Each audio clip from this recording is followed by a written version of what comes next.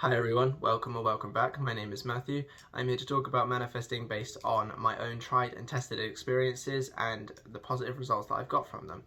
So in today's topic, I'm talking about you reacted, now what?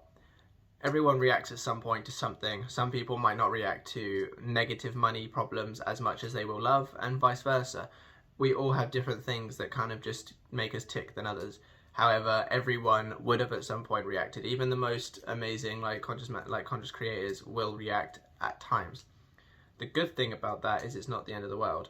If you react to something, let's say you get a letter through the post and it's saying you owe like rent of however much, and you're trying to manifest money, that would only be a projection of previous thoughts of lack. Obviously, we're all trying to change ourselves, and obviously in turn that changes the 3D reality.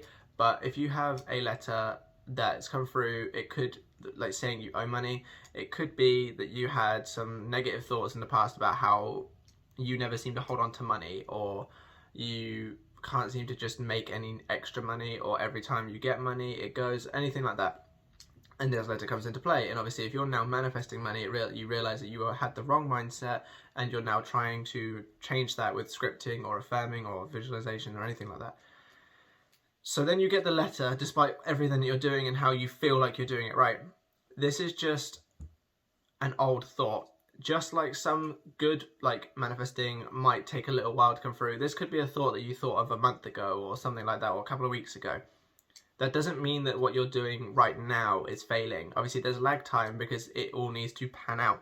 Sometimes it isn't like a long time. Sometimes you can get your results near enough immediately, but sometimes it might take a little while depending on what it is and your sort of limiting beliefs to it. So you get this letter, you react, and now what? Nothing. Just get back on what you're doing. If you react and then dwell on the fact you've reacted, you're only going to manifest more of the negative that you just reacted to. But if you react and then get back on the affirmations or whatever technique you use, mental diet and everything, then you might have a blip.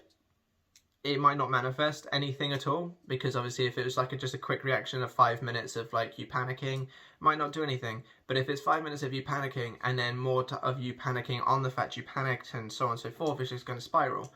But it's just like a diet, really. If you, obviously that's why it's called a mental diet, but if you have a cheat day, you're doing really well on your diet, and then you have a cheat day, it's not like you're going to gain 5 pounds just because of that one meal. As long as you get back on your diet immediately after, or very soon after, and don't dwell on it too much, just get back on what you're doing, you'll get what you want still. It's when you start dwelling and start spiraling and everything, then that's when it all causes problems, because that's when the cycle is just continuing.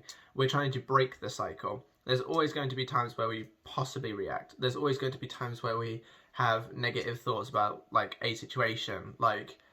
If you're you could be in the happiest relationship in the world and you might for some reason just have this, what if they left me thought. It happens. As long as you don't dwell on that thought and you just pass it away, then that's fine. It's your dominant thoughts that create. You don't have to be 100%, you just have to be dominant in a state. So if you're living from the end of the affirmations of I'm rich, I'm rich, I'm rich, all day, and then something comes up that's from a past thought of lack or negative or lack of abundance or anything, just get back on it. It doesn't mean anything. You also have the power to create the meaning behind it. So if you get that letter saying I owe this amount of rent, and you're affirming that you have lots of money, the way you could see it is, if I don't pay this now and this builds up in the future, I'll have a bigger bill, which means I'll have more to pay. So by paying it now, it means that I won't get this kind of thing in the future, so that will keep me rich because I won't have to pay out anything. You can create the reason behind things. It's the same thing of you sent a message and your SP doesn't respond. Create the meaning. They might have fallen asleep. They might have been busy. They might have done this. They might have done that. You don't have to create the reason of they don't want to talk to me or anything like that, because that doesn't benefit you. Just create whatever you want to create and stick to it. Again, as I've mentioned in almost any of my other videos, it's all persistence. We live negatively, to be honest. Our minds immediately jump to the negative. It's a lot easier to believe the negative, and to be fair, it's a lot more common to just dwell in the negative. I know you would know what I mean by that, but just for a brief explanation. having like thoughts of your partner leaving you, without you controlling what you're thinking, happens a lot more than like good thoughts. Obviously, when you're excited and everything's going great, like, yeah, more than often not, you will think about good things. But too often, people do just sit there and dwell on their partner leaving them for no reason whatsoever. And same thing with money. It's like, oh, I've got this £10, but it's like, oh, but what if this happens, this happens, this happens? It's never, oh, well, this £10 can get me this. And, like, too easy to think of the negative. And our lives are usually, obviously this doesn't go for everyone, but our lives are usually okay. I mean, most people are usually reasonably happy, I suppose.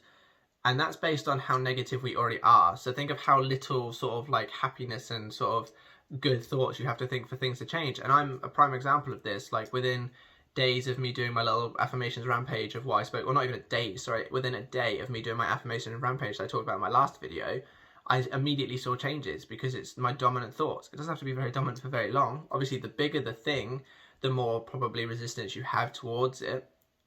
But just stay persistent. You're going to live out those days. Like if you're scared that you will not get your thing within a month, you're going to live out that month regardless of whether or not you get that thing. So you might as well live out that month sticking to it, persisting, trying not to react. If you do react, just get back on the horse, and then by the end of the month, you're either A, going to have it, B, you're going to be closer to it, or if you decide not to bother, then you're definitely not going to have it. So that's why persistence is key. Not reacting to the 3D is key, but if you do react to the 3D, just get back on it. It's just like a diet, which is why it's called mental diet. You don't need to dwell on it. And if you did react, you could just create the reason for the thing that isn't so negative. So like, oh yes, I reacted to that letter, but this letter coming now is a good thing because it means in the future I won't have to pay a bigger bill, ergo I'll have more money spare in the future, making me rich, like I'm affirming. Like that kind of thing. You can make the reason. You have control over your life, you have control over everything. And I know this is said in other people's videos, and I just want to reiterate it myself as well. Put it into practice. It's all well and good watching like these videos, but you need to practice it. You need to put it into play. You need to script or affirm or anything like that, and you will see results. Like you will. It is. I mean, it's the law. It's the law of assumption. You will, if you persist and you stay dominant thoughts of living from the end, you will get what you want. And I know some people don't like to hear that it might take some time, but it might not. But it might. But at least you'll get it. You will get what you want if you persist. You will get what you want if you are able to not dwell and spiral. So hopefully that helped. Obviously, it's one of those concepts that's actually quite simple. Like it's kind of common sense, but some people just need a little bit of like a reminder of how easy like manifesting and conscious creating is. So hopefully that's helpful. Like, comment and subscribe would help me out a lot, and yeah, I'll see you in the next one. Bye bye.